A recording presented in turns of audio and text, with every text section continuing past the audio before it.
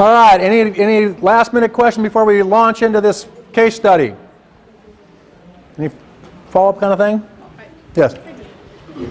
Luckily, I've never had to go through a due process of anything. So I was just wondering, okay, like you said, you go to the due process and the person says this BIF is not good, you know, and the lawyer wins his case or whatever. What happens next? Well, it depends on what the hearing officer orders. I mean, in a due process, the family will generally list what their concerns are and what solutions they're looking for. So let's say that you're trying to move the child to a more restrictive placement. Okay. And based on all this kind of stuff. And what they'll say is that, well, this BIP and this FBA were never done and executed correctly. No, he's not going to a different placement. You go back and execute this thing correctly. Then we'll talk. It could be just the opposite. The parent wants a more restrictive placement. They want him in a special school. And then they're going to say, you haven't made a reasonable attempt to work with this child. We're done screwing with you. Let's get him someplace where people know something. Parents, they'll indicate where they're going, and then the hearing officer makes their determination. Okay. All right, what you've got here, you should have 2 packets of stuff, so I'll let you try to find this. You should have a 1-page kind of front and back on a young man named Matthew Kane. And then you've got a whole bunch of data. What I want you to do is just take the single page right now.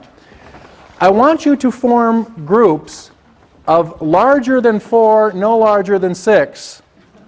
And what we're going to do is we're going to work with this guy. We're going to work with Matthew. So you can form groups in a few minutes. What I'd like you to do is to take a few minutes and read through this little page and a half scenario, or a page and a third, I guess, and then there's some questions. But read through the scenario, and then we'll start with the questions in the back and see what we can think about as far as if this were a case that all of a sudden I, as your principal, called you in and said, we got to do something with Matthew. All right, we've been working, we've been doing some stuff, he's making us crazy. You are our answer. Come in here and help us.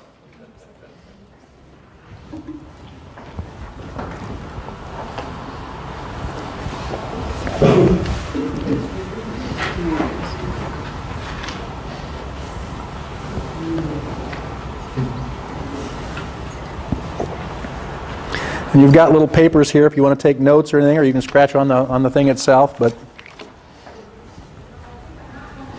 you came to do this, didn't you? I did. You might be concerned about that Matthew is showing. Does he have more than one? Yes. Okay. What might be some of those target behaviors? Trying to buy his friends and teachers off. Okay, so his whole issue of buying teachers and friends, all right? Talking out being disrespectful. Talking out being disrespectful. Avoiding work. Avoiding work. Okay. Anything else of concern here? How many of you have a kid who has only one behavior problem? Okay, one of the realities of most of the kids that we work with is that there's not a single behavior. They usually have multiple behaviors. And you've got to decide, well, okay, given all these multiple behaviors, which one seems, to be the one that we should target? And you're going to make some decisions there. One might be which one's the most limiting for this student, which one actually interferes with their ability to be successful the most. In some cases, it might be which one's the easiest one to fix. That may be an issue, especially if I've got a team of teachers who are not particularly astute into this process. I might not want to take the most significant behavior problem to begin with. I might want to take one that we can have a pretty quick fix to so that I can get them to buy into the process. All right, from the standpoint of bringing the team, the team along. So I mean, it depends kind of what am I trying to accomplish in this process. What do you think, which behavior might you work with Matthew? Which one would you, anybody have an idea which one you want to target? What do you think is most limiting? Yeah. Probably the avoiding work because I don't think he's capable based on his test work. Okay. So you'd want to look at avoiding work as the key behavior. Okay. Okay. Any other ideas? Yeah. Well, I guess the behaviors, the disruptive behaviors, and why probably because one of your hypotheses could be that the work is too hard. But if he's disrupting class, not only, I mean, that affects usually the entire class. Okay. So you'd target the disruption, defiant kind of stuff because it disrupts the entire class, even though the function may be based on his inability to do the work. Who knows? But that would be the one you'd want to focus on. Anybody else? Any other ideas? You could use the disrespectful comments towards staff. Okay. Disrespectful comments towards staff as the issue. All right. Why would you target that one? It seems like, and again, I'm looking at that as being one that appears to be kind of impeding his. Anyways, I'm looking at kind of what's most significant within his ability to function in class. Because when that happens, I'm guessing it wasn't on here that he's being removed. Okay. So he'd pick the being defiant, disruptive, or disrespectful to staff because he feels that probably has the highest cost to this young man, perhaps being removed from the classroom, although it doesn't necessarily state that. Sounds like he might be that way because his parents are that way. It doesn't sound like he takes very much responsibility for his actions, and it sounds like his parents are probably that way too. Okay. And now we're trying to figure out why we think he's doing that. Okay, so apple didn't fall far from the tree, perhaps. All right. Now that becomes one of those issues in terms of how do you write that up, but. I would see on the front it was talking about his interactions and that he wants friends, and it says that obviously they don't have a lot of control over his lunch or free time, but I would try to set someone up that could maybe pull him in with some better influential peers and try to establish the relationships in that way. All right. There is an interesting book that I would suggest each and every one of you, it's an old book. You can get it on half.com for about 50 cents. You're going to pay more to have it shipped than you're going to have to buy the book. It's called The Skilled Helper. It's by a man named Gerard Egan. The Skilled Helper. And the reason I say that is because what's happening here in a couple of cases, basically Gerard Egan took research that was done by a man named Kharkov. Kharkov is the real researcher, and Egan is just the person who makes it user-friendly. But what he was looking at is basically the whole thing of therapists, people who go in to help other people. And what he found was that therapy, for the most part, is not a benign process. If you go to a therapist, you are either going to be helped or you are going to be hurt. And most therapists, at least according to Kharkov's research, are going to end up hurting you. They're not going to help you. But what he found were the therapists that did tend to help looked more like one another, irregardless of their training. So I don't care if you're a Rogerian therapist or if you're a behaviorist. The therapists that seemed to be the most helpful looked more like one another than people who trained even within the same field.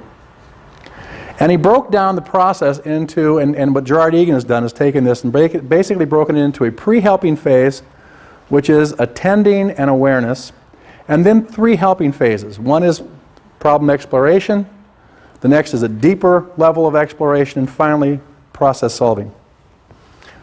What most of us do is one of 2 things. Either we stay in that first phase of let's look at the problem, or we become the shell answer person. And before I ever know what the problem is, I'm telling you what you can do as a solution. Here's what you can do, which is kind of where you all right, I read this, I think we need to do is this. Now, sometimes as school people, we get into that really quickly because there's not a hell of a lot of time, right? So tell me the problem, I'll tell you the solution. And in some cases, we're almost kind of like those Hawthorne books. They've ever seen those Hawthorne press books where you can look up spitting, and it'll have 110 things you can do for spitting, all right? We kind of become those people, or that book for people. People will come to us and say, I've got a kid who's doing this, what should I do? And we're supposed to rattle off an answer. Well, here's what you ought to do, okay? Now, and we can become our own worst enemies because we try to answer those questions. Before I can tell you what I should do, just by the very nature of that we're sitting here, what are we supposed to be doing first? Figuring out kind of what's going on in this process. Because while I could come off with a lot of knee-jerk reaction kinds of interventions, of which some of them would be probably pretty good and might work very effectively, without a fuller understanding of everything that's going on, I'm probably not going to have the answer I could have. Okay? Now, in some cases, one of the things that I find when I'm doing a functional assessment, end up doing it not only for the kid, I end up doing it for the staff. In many cases, aren't staff also having a function served by the behavior they engage in? Is that important for them to have their function, their behavior met too? And oftentimes, if I don't have a fuller understanding of the entire kind of a systemic aspect of what's going on here, I could suggest some things to fix the kid. The problem is the staff's needs are being met by doing what they're doing now. And unless I at least consider that, I'm probably not going to be able to develop a plan that this staff member is going to put any energy into, because why would I want to change my behavior? Now, we'd love to think that's because it's better for the kid would be a good enough reason. My experience has been that's usually never a good enough reason for me to change my behavior. There's got to be a better reason. This is easier, it's more effective, something's else, is going to go on. So I just threw that out there because I want us to think about right now, let's struggle a little bit more with what's the problem here. Let's stay in that phase one. What are we working on with Matthew? What are some of the behaviors that we want to look at? And then I want us to think about, if we look at that behavior, what might be some of the functions? One of the things that comes to me as I'm reading this is, do we want to look at trying to decrease a particular behavior as the first one we're identifying, or increase a replacement behavior as our first target? Okay. As I read through this, one of the things that I was wondering is, would we want to look at trying to increase more of the adaptive social behavior, so that we could identify something very specific on how to talk correctly, or how to be able to do something positive, and how we could sort of ignore some of these other behaviors to address later. Okay. So that may come up at times. Now, in some cases, the adaptive alternate behavior is usually only identifiable once I understand the function and stuff, to pick one that's kind of a shared pair, kind of a fair pair kind of a thing to put in place. But target behaviors can also be behaviors that we are not seeing, right? Can that also be a problem? Not just the behaviors I display that are problematic, but can I have behaviors I don't display? And that's the problem. Okay? So it's not necessarily an alternative behavior, it's just a different target behavior. What I see as the target behavior that's a problem here is something he's not doing that we'd like to see more of. Now, the problem with that is that oftentimes, what's the pressure for why you got called in? Because I think he is doing. The kid is displaying some kind of behavior they want to have brought down. So while that may be true that you're going to do that, oftentimes what I find is that the energy, at least initially, you've got to get some relief in there somewhere on the behavior that kind of sent the message up, the flare up in the first place.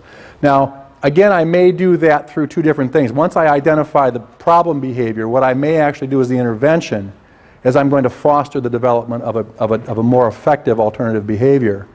And that becomes the way I'm going to address this inappropriate behavior. Okay. Other key behaviors that you're... So let's take this... defiant, disruptive behavior. Why might Matthew, because I find that if I'm going to think about starting a data collection, oftentimes if I sit down with a behavior problem, the first thing I want to do is, in talking with people or thinking about what's going on, what do I think might be the function of this behavior? Based upon the information that I have, what's my best guess to start with? Because that's going to at least allow me to start forming some questions that may take me completely away from that. I'm not going to stay locked in that, but at least it's going to start the formation of what questions and data do I want to start with. It seems he's having some social skills issues, so possibly the attention from his peers. Okay, so one thing might be is that this is a way that he can get attention from his peers. It may be that his defiant behavior and the whole bigger picture of the problems are helping him align with the parents, because what you have is an escalating struggle between the family unit, which this child is a part of, as long as these problems are the focus of these parents, particularly the child psychiatrist mother's concern, and the school. And so the defiant behavior becomes one real effective way of his, on some level, aligning with them as a unit in opposition to the school. Okay. All right. So it's almost an attention from parent kind of a situation, right? That I can... I would almost want to observe what the classes that he's good at. Just to kind of see if there's something with the relationship with those peers or the teacher, or, you know, his work changed. I mean, just kind of see when he really behaves, what that's like. Okay. Why would you want to do that? What's the hypothesis that you're playing with in your head that would make that information meaningful? That maybe there is some accommodations happening naturally that helped him in that part. Okay. Can you think of what kind of things would you focus on looking at? Because I mean, I'm trying to get at the fun. Because I could see that I agree with that. That's a really good thing to do. But what I looked at when I went in there is probably going to be driven by what I think are the factors that's playing a role in this. So, what factors do you think you might look at? Well, I kind of have like a dichotomy. Either there's a teacher. I'm thinking there might be a teacher relationship. There may be a teacher who's being too nice and too good, or maybe there's a teacher who understands maybe some of his issues and is accommodating with Okay. his issues. So, some teacher-student interaction kind of issues. Okay. Or because, you know, they talked about social studies being okay this year and it wasn't last year's. How are the peer interactions structured? I mean, what's the structure of the classroom? Are there more structured group activities? So if I'm thinking it may be, you know, to gain peer attention, are there activities that are being structured in those classes where there's an appropriate way of getting that, you know, that, and there's like some teaching going on as far as those kind of interactions are occurring? Okay. Well, So. you kind of tell that because they said PE is a good class this year, and PE is basically, social interaction the whole time. Okay. So, But it doesn't necessarily say that PE is always a good thing. right. So this year. Yeah, this year. So again, it could be that that group stuff makes a difference. Maybe not. All right, but that's a good question. That's one of the questions you'd have that you'd want to look at. Okay. For the escape from the task, if the task is not, if they're a visual learner and they're being asked to do something, you know, it depends on what the learning style of the kid and the teaching style of the teacher. If the teacher is doing something that's more engaging, do a PowerPoint presentation instead of do this worksheet. The kid is maybe escaping the worksheet. Okay. So you're going back to kind of the thing that she's saying. Maybe there's a skill deficit kind of situation, and maybe certain teachers have a way to overcome that deficit to get the content to the student that he can be successful, or differentiate the class in such a way that the student can be more successful. I think if you go back and look at the classroom that he is behaving appropriately, for me it was either, my hypothesis was that he's escaping work or is he getting peer attention.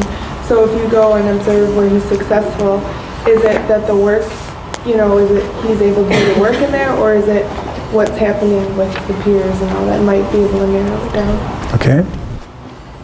Maybe both of those classes are more kinesthetic. Maybe in social studies they do role playing or, you know, something where he's moving around a little bit more, and with his ADHD, it Okay. kind of satisfies that. So one of the things that both of you are wanting to look at is what's the instructional style, what's the strategies that are being utilized by the classes where he's having problems versus the classes that he's doing more successful in, because you feel that may play a role in terms of what's going on as far as this disruptive, defiant behavior. All right? Any other ideas? You guys are being kind of quiet over here. Wake up over here. Come on. What do you think the function might be, and what does that lead to you in terms of what questions you might begin to formulate and ask as you start this process off? You agree with everything. You don't care, do you? Ditto. Okay. All right, let's think about sources of data. How would you begin to get this data?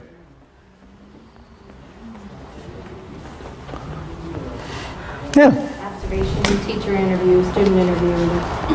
Okay. Who's going to do these? Ask your district to give you a sub for the day so they Okay. So I've got teacher interviews. This is where you kind of, this idea of how do I build the team in. Oftentimes, and really this is probably where things start off. If you begin to get that series of questions, here are the questions I've got, here's the data that I've got to look at. Now, might I want to interview Matthew? Yes. All right? Well, who should interview Matthew? Someone has a good relationship. Yeah, probably somebody that's got a pretty good relationship with Matthew. So one of the things I might sit down with the team right off the bat and say, okay, we need to interview Matthew. Who here thinks they've got the best relationship with Matthew that we think we can cut through maybe some of the problem? Now, based on what we've got on the material here, who might that be?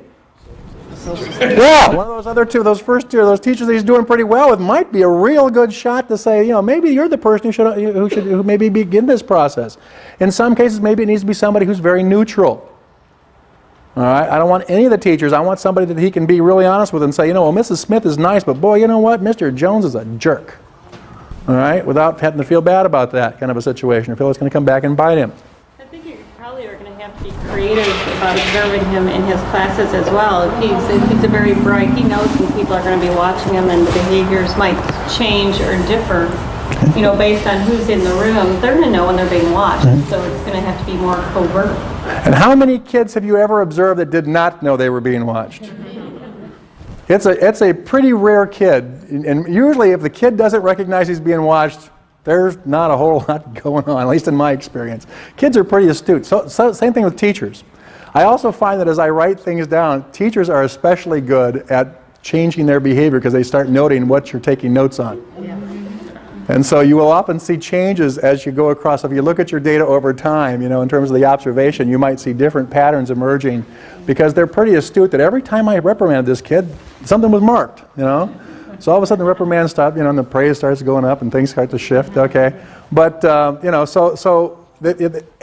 you're right, the child probably, I go in with a laptop computer a lot. I've got a little program that if I want, especially if I'm wanting to make a report pretty quickly, well, that little laptop computer. But I've got a program that I can actually program it to say every one of those keys can be a specific behavior, whether teacher, student, and I can just press it when it starts, stops, all this kind of stuff, and I can see things in time and how they relate, all this kind of stuff. And I was in the class one time, the kid came over and goes, "What button do you push if I say shit?" I said, "This one." Okay? Not a problem. This is my shit button. Okay.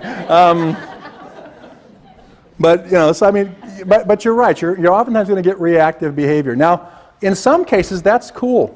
I like to see kids be reactive, because if nothing else, it can tell you sometimes what a kid can do.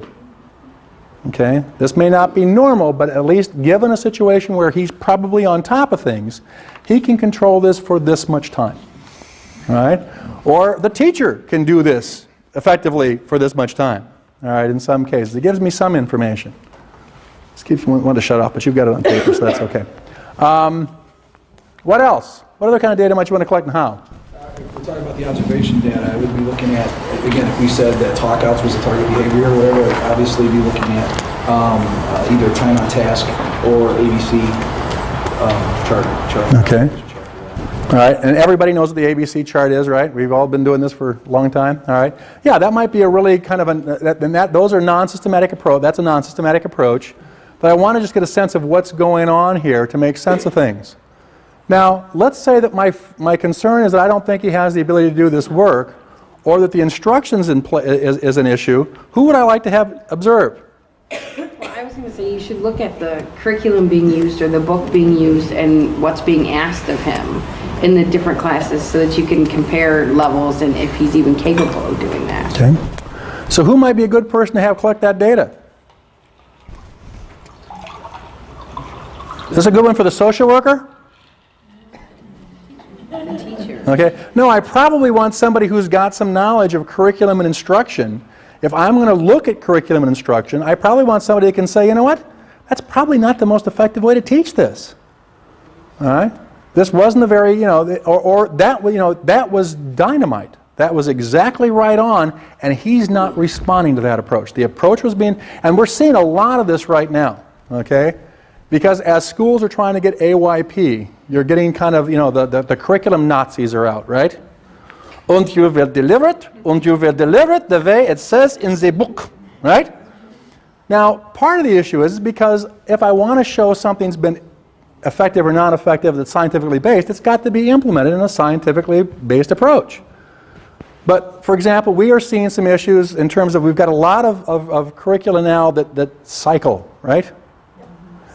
And for some of our kids, as we're going around that cycle, they're kind of going acquire, and they don't quite get it, and they're just about to get it, and what do? We leave it. And they're kind of going, what happened to that skill? Now, it's okay, because we're going to come back around. And when we come back around, the kid looks at it and goes, don't know anything about that.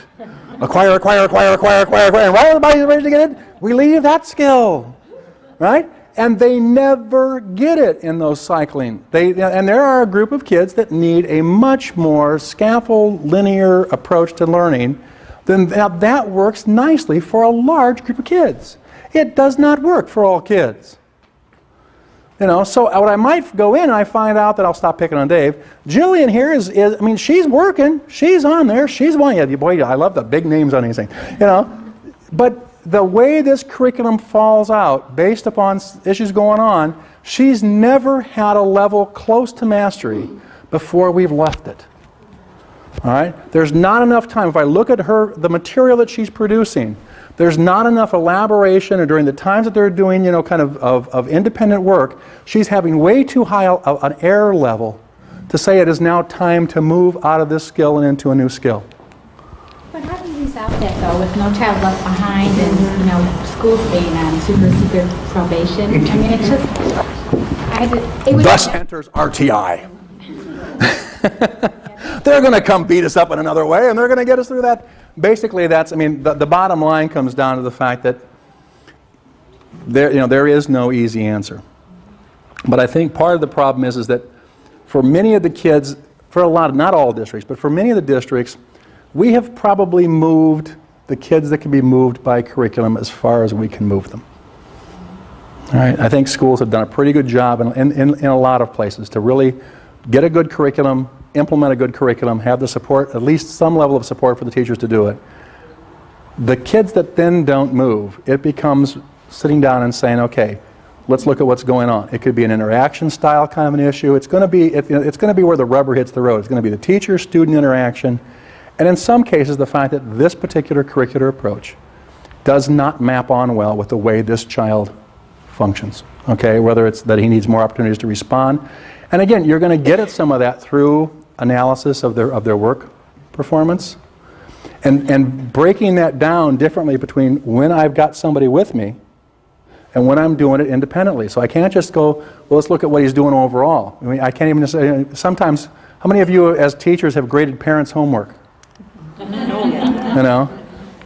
I've got to know what it is that I'm measuring here. What am I looking at as I'm exploring these permanent products that this kid produces? But what I might find is that this level of error is just too high for this to be shifted at this point. This child needs far more elaboration before we move on. And yeah, the 5th and 6th grade building, and what I have found is, of course, the printing and the reading books become smaller, chapters become longer, but a lot of the children that I deal with that have ADHD, the math papers are really cluttered. You might have 50 long division problems on a sheet. These kids shut down before they even have begun. It's a perceptual motor thing because most of them have motor problems.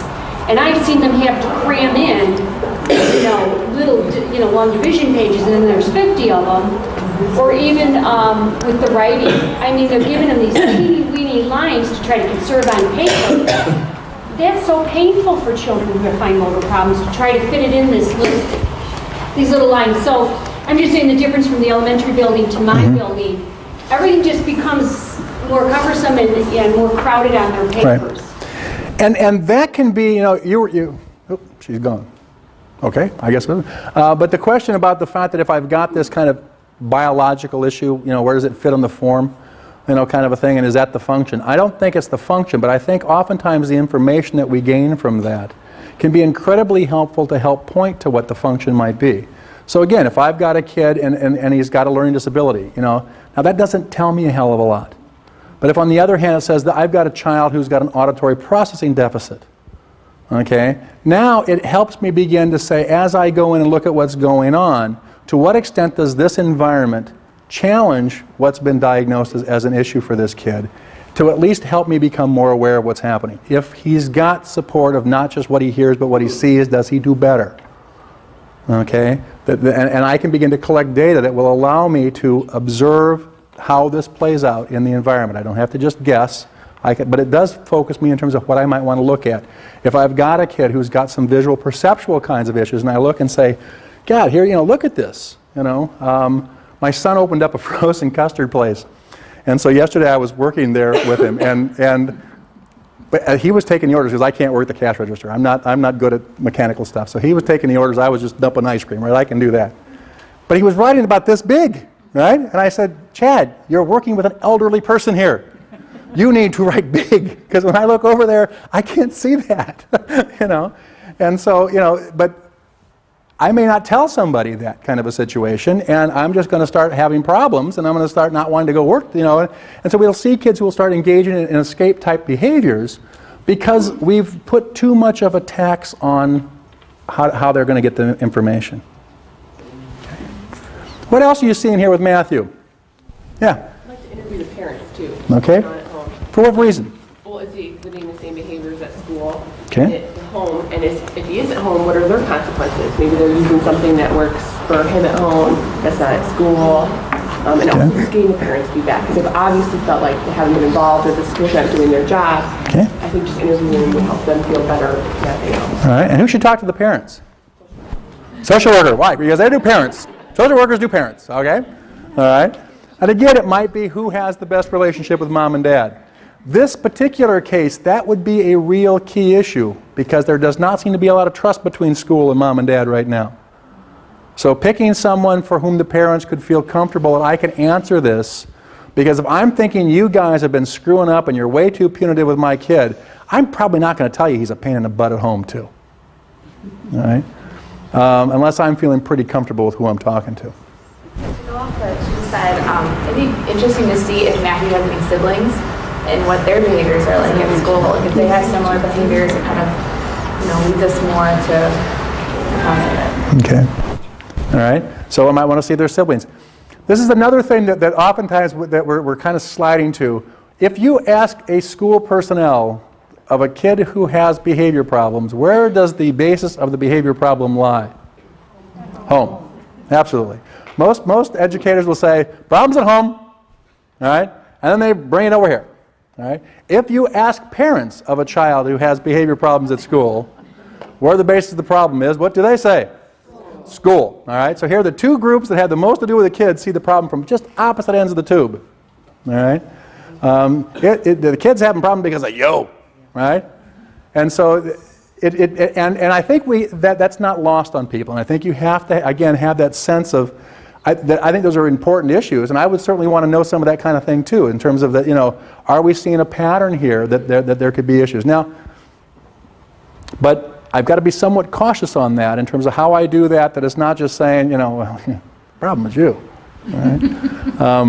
Now, I remember sitting in a meeting one time in which there was a young lady who, actually the father in this case was a very, very well-known psychiatrist in the metropolitan area, and mom was a social worker.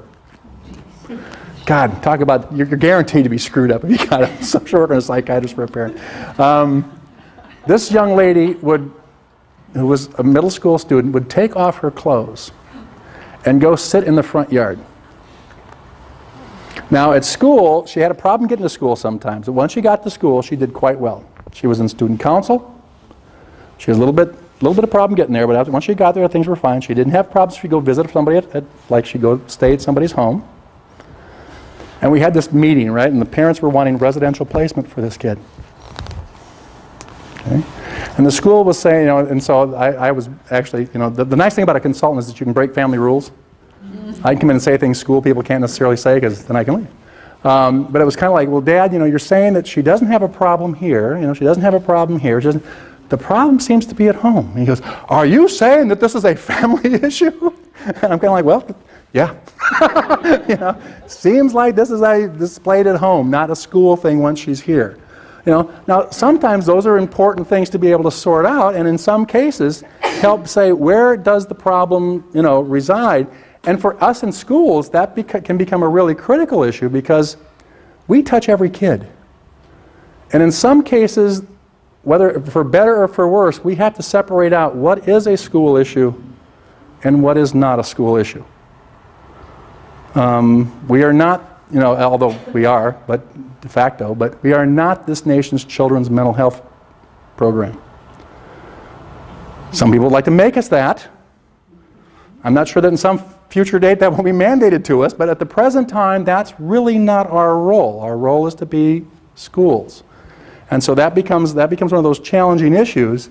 And in a case like this, I mean, where there is some history of some mental health kinds of issues in this family, this kid's got some diagnoses, there are going to be issues of trying to separate out what part's the schools, what part may be someplace else, and that's one of those real tough knots to untie. But wanting to know some stuff about home, knowing about other people in the family, all those kinds of things could be very, very helpful in at least shedding some light and kind of giving the parents permission to, in some cases, step up a little bit more than they have perhaps in the past. Other concerns?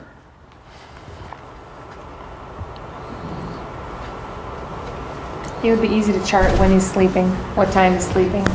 Okay. What he's missing when he's sleeping. All right. It's a simple chart to see. Okay, another one of those ABC or ARC kind of situations. You know, what's going on when I say I want to take a nap? If I'm looking at that whole issue of napping and getting out of work that way, that would be a real easy ARC kind of thing to look at and say, well, you know, does it seem to be a pattern? You know, it's with this person or in these kind of situations, or if he has to write, you know, all of a sudden I get sleepy when I have to write, you know. Other issues? Yeah. I worked for about 20 years as a family therapist in a pediatric office before I became a school psychologist. And one of my problems with FBAs is that I have two hats. And because lots of times as a family therapist, what I found was that the problem, there was a dynamic going on in the family, lots of times between the parents, but not always, that then got expressed in behavior at school. Then the school personnel, not recognizing that they were now dealing with a family system, drew their own conclusions because they were also a system. And as a school psychologist, I know it's not our job to be family therapists. On the other hand, what gets difficult for me sometimes is that I do believe that many behaviors, that the true antecedent of many behaviors is not visible to us, or even we don't have enough information until we sit and actually watch the kid and the parents interact, and siblings, and get a sense of what the underlying issues may be there. Without that, lots of times I don't think we actually do know. We're projecting into the situation in sometimes very intelligent ways, are imagining of what's going on, but we are missing a whole other part of the drama. Yeah. This goes back to that whole issue, and I think things are starting to shift a little bit, but the fact that FBA clearly comes out of an applied behavior analysis approach, there has been a tendency to only consider applied behavior analysis interventions, that the interventions also fall then out of that paradigm. And I think we run the risk of leaving an awful lot of tools out of our toolbox when we do that. Now, I think we are mandated and as professionals need to be looking at scientifically based interventions no matter what kind of intervention we're looking at. But there are a lot of, for example, systemic kinds of driven interventions. There are a lot of cognitive behavioral interventions that for some of our kids could play a very, very critical role in terms of working with children that I think we sometimes just don't even conceptualize because we're coming out of an applied behavior analysis model. And so I you know, as we come back after lunch, we're gonna actually try to draft a behavior intervention plan here for Matthew. I would like us to at least keep that in mind as we think about it. All right. Any other things on issues, questions? If not, what I'd like you to do is to then form a group, pick whoever you want to, at least 4, no more than 6, form a group, and what I want you to do then is to begin to go through the data that you have here for Matthew. We'll kind of walk through some of this stuff. I'll explain a few things to you, and some of it's pretty standard. And as a group, what I want you to do is take each piece of data, and I want you to begin to say, what does this tell me? What seem to be, are there any setting events that make a difference here? Or what are the antecedents? What do I think the function is based on the data here, or functions based on the data here? Are there any consequences that I want to note? So that you're kind of mining that single piece of data set it aside, take the next piece of data, mine that one, set it aside, take the next piece of data. Let's see what we can find. Okay? All right, so form your groups.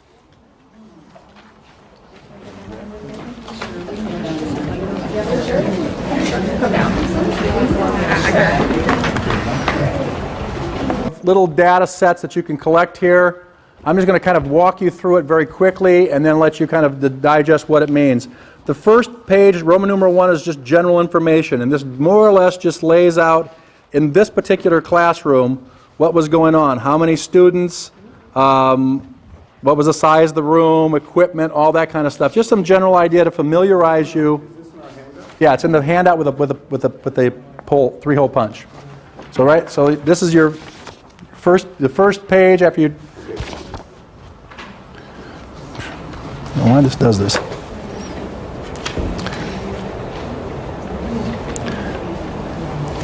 Okay, you then, after you get through that, you'll go to a thing that talks about classroom rules, Roman numeral 2, and instructional style.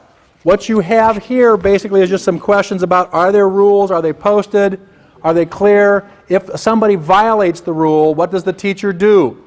So for example, in this case you can see that they had 3 rules. Do not talk out when the teacher is speaking, but you'll see that the teacher engaged in at least 2 different responses when a child would talk out. Okay, so you look at number 4, and then it says what up above it talks what number 4 is. It's a verbal reprimand. Number 2 is no response. Okay, so what you can see is how consistent the teacher is in consequenting those behaviors. All right. Instructional style talks about the class and what format the teacher used to instruct, and what was the pacing, those kinds of things, just to give you some familiarity with what was going on during this particular class. Roman numeral 3 is a classroom sketch. Now what you have is the actual drawing of the class.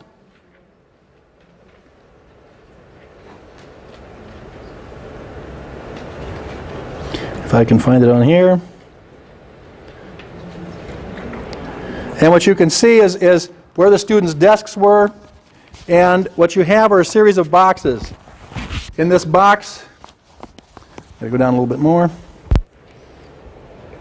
And we did this once before, but I don't expect you to remember it.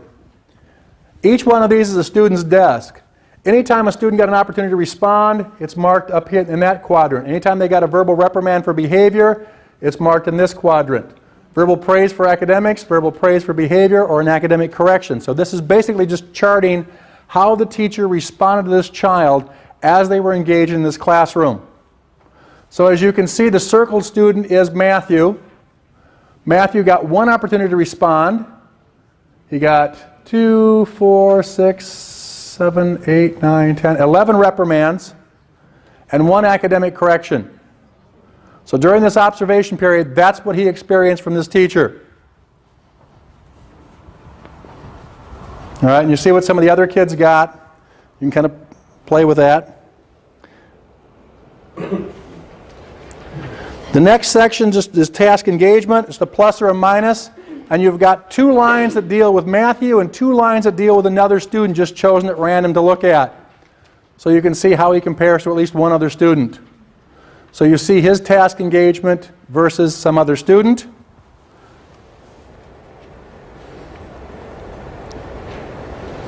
And all of this doesn't necessarily mean that is not necessarily meaningful for this particular kid. You've got to decide what is. Next, you've got academic participation. He got an opportunity to respond. Did he volunteer? Was he called on, whether he volunteered or not? Did he call out? Was he correct? And what did the teacher do? And again, it compares him to another student.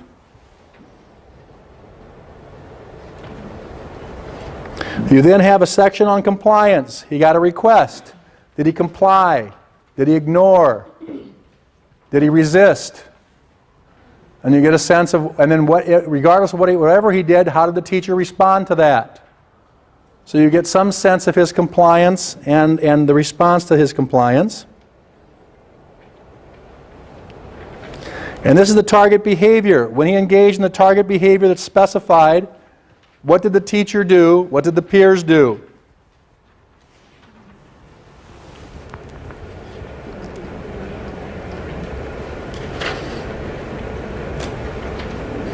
And then you go into some interviews. So I just wanted to explain that particular piece of data, or that particular tool, because some of you may not be familiar with it. Okay, so now I want you in your groups, go through those data. I take each section or each one of those separately, kind of read them, look it over, and then talk about them. See what you can mine from that. What are you finding out? And you might want to make some notes on the side, and we're going to then talk about that as a group, what we're seeing. What I want you to do is to try to identify what do you think the function of Brian's or Matthew's defiant behavior is. What do you think might be some of the key antecedents, key consequences that might have to be taken into consideration as you begin to draft a new plan for this kid? Okay? Does that sound fair? All right. I mean, you know, the parent of probably goes crazy, and he's the only child, and, you know, who was getting attention at home. But the parent, the mom had 2 to 3 times, and he's getting some of that behavior from mom that, oh, the school, you know, right. I'm going and then to... he has the kind of, okay, if he wants to be like rude to the teacher, it's fine. Right, that's right. They're not giving That's you right. the right, or like that attitude of like, here's $50, shut up, you know. Yeah. That very no attention. No attention. Right. Well, and if he wants attention, we can, you know, decide on, you know, several ways that we can like have activities for the classroom where he stands up. Because buying friendship But, you know, you can't really, you know, like integrate the two environments because the kid learns to separate, you know, home and school, and we have to show him at school he can have attention if it's appropriate, but he can't just yell. But later on it says here that his mom had like feeding ideas into his head about how the school is wrong, the school is this. So he Also, I felt that mom. Oh, yeah. Dan. So you have ADHD. You have this. You. Yeah. So he. It gives him an excuse. Right. That his self-esteem was low. Right. Because he probably he has to have associated school with a place that he wanted to go to and enjoy because he was concerned, and now mom saying, oh, it's good, that place or whatever. Well, and he can raise self-esteem if we give him like activities where the other kids look at him positively. That's probably why he likes gym. Yeah. Probably why Because he he's likes good. gym, because he's active. He can just probably sound like he's good in sports, and I'm gonna be with him, and he doesn't have to pay them. You It's know? good to show him that. Your turn to lead, exercise, strength, like leader. Yeah. Well, the idea that the gym, that he knows that he does something himself to prove himself, but not just give. Right. So we want to think about this. Right. So what is the target behavior that we're looking at? It's the attention-seeking behavior that's the one second target. one is escape. Okay. So the first one is attention. Then what we want is for him to do those things without Complying with requests. Oh, is he yell out or what's he doing? Yeah, he's saying, he's yelling out. Or is he saying? I don't have to do it. You know, my parent can get you fired. So he's refusing. He's refusing. He doesn't want to take responsibility for his own actions. Well, that's escaping. Right. That's escaping. So there's just like, right, I know, there's like two different functions going on. The attention-seeking and escaping. Right, because then talking, let teach when social problem arises.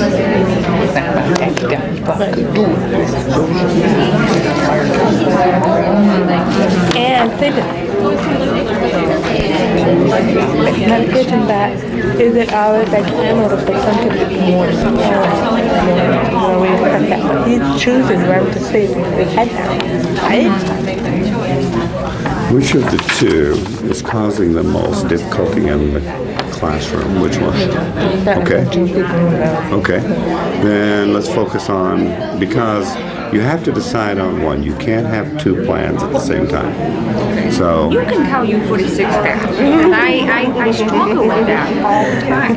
tell them to call me. I will. You know, I mean, you know from my experience with that, when they just put them all down. I'm like, you can't do that. Yeah, there's too many kids there. They just want to have the required paperwork, They don't have to do it well. they do not care if it's appropriate. No, They just want it there. Right, right. So if we're going to write a plan, we want to focus upon attention, wanting attention. Okay. Then the goal is easy. Then we have to decide upon, like, what do we need to do to give him attention in appropriate ways in the class. Do you think it's kids or the teacher he wants attention from? Both of them? Both? I know the whole he's not getting the block attention of the parent either. Well, but I'm just looking at it from a social perspective where it doesn't matter who he's getting attention from, just getting it appropriate. Like, suppose he grows up and goes and has a job, how's he going to get attention from his boss? You know, the social guy, you have to learn how you can get that attention. You know what I mean? We could show him how. Yeah. We could show him how. Yeah. Give him some, like, say, you know, let him stand up and talk about himself for, 2 minutes, whatever. And then we could, when we're talking in the class about examples, we could show his example, give him attention from the other kids. What do you do in the classroom to give attention to a kid? What? The three of you. Do you show his work as examples to the others? Yeah. Things like that? Yeah, I tried to build him up to be more of a leader. Like, okay, if there's a student that's not working well academically, and he is, I try to pair them up. Like social studies, he's doing really well. He could like help someone out. More of a mentor. And I'm thinking high school, middle school, the elementary is completely different. Do you put him with the kid that needs assistance so his self-esteem goes up? Yeah. Right. Okay. That's a good idea. He's in 8th grade, so is he moving from class to class? He was in the same class all day. This is not a self-contained class. This is not No. in psychology and stuff like that. Education and behavior. Yeah, that. So I need a sign for the word sometimes projection. Who's for that? I'm learning from you, self-esteem. That's good. I learned that. What's your sign for that? With the contact. Well, yeah, In what's the sentence? psychological projection, I have certain personality characteristics. I don't see them in myself, so I put them on you. Your brother Mike. Full counseling, we have to all be cited in the past. I just thought maybe you had occasionally used that sign or no way. I have no idea. Projection. And same idea with transference. They use trend. Yeah. They use like, the English. Yeah. Okay, good. Thank you. Yeah, so, and then, Yeah. Big self-esteem. No Very self-esteem. good. I'm learning. That's wonderful. So we've identified the to change my eye. The hip like this. like we just And by want, doing that, we just want to redirect his attention skills to more of a positive thing. Even I said even hook him up with tutoring. If he's really good at social studies, he could tutor someone also, like resource time or lunchtime. Try to give him,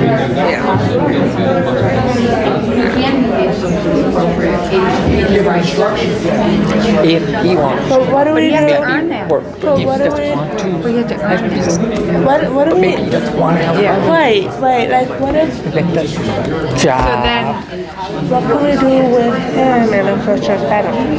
what does he want? From- I mean, what does he want? That's what Talk we about projecting. Yeah. Well, then it says in here that in an interview. It should be look for who first will be starting. Okay. Good idea. You want to Well, you know what? We're supposed to read these anyway. We're supposed to go through each section. We're supposed to go through each section anyway and discuss it. And there's many of those, so. But you know what? He can also be just a pissed off kid who's not happy at home. Because he's not getting the attention from home. So what kind of thing can you do after school to get that attention? Awesome. You know? I mean, maybe his parents lost, I mean, they're just not there. Maybe it's not hook him up with another peer, but maybe something that he feels very like important. A big brother, big sister. You know, something his parents need one free. I get to praise, but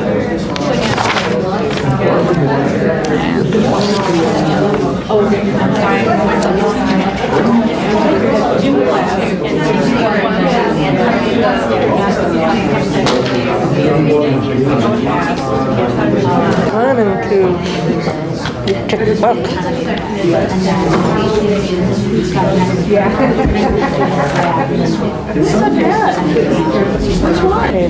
So I started to call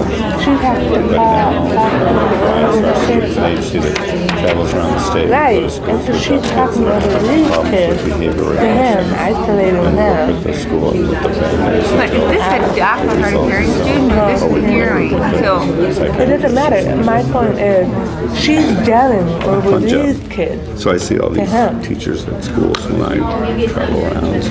You know what I mean? And he's trying to get attention. Yeah. And he's way over here. If we move him up front.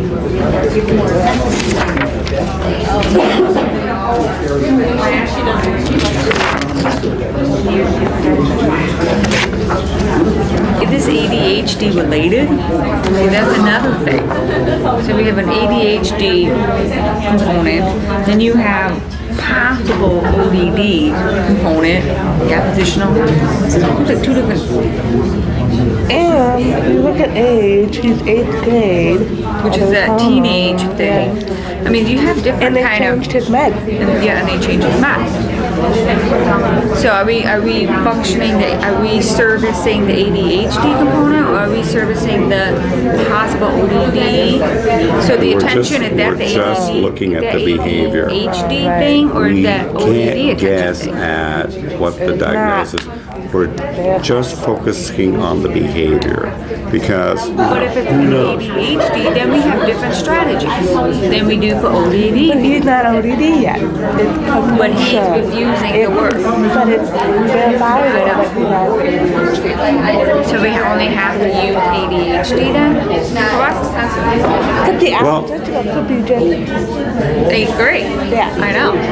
So which strategies are we going to work with? How to cope with it. Right. So then him going, here's $50, here, pay for it. And that's not an ADHD thing, my opinion. It's a rebut of ADHD. You think?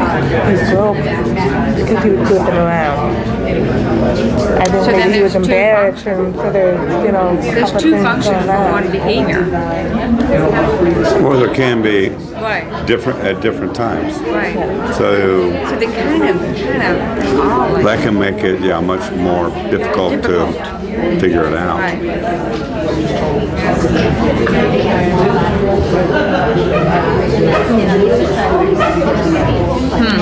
Oh, lunch is here. I don't smell it. You smell it? You should smell it. I think it's pizza. I think it's pizza. That one. Yeah, that's why you don't smell it yet. She's just gonna be I want to let you guys know, I agreed to come today, but I have to stop at 1 o'clock. But here is called another interpreter to come from Kankakee. So there's an interpreter show up. I don't know what time, but I have to go. I have a work meeting at 2, which I won't make it to I have to actually go to it. Today's usually my day off. So I can come. Really? Yeah, Mondays I'm off. Oh. I know, nice. But I made an appointment for my son, not realizing the training was today, so I have to be really too, but they'll be here. So the next interpreter can come. Anyway,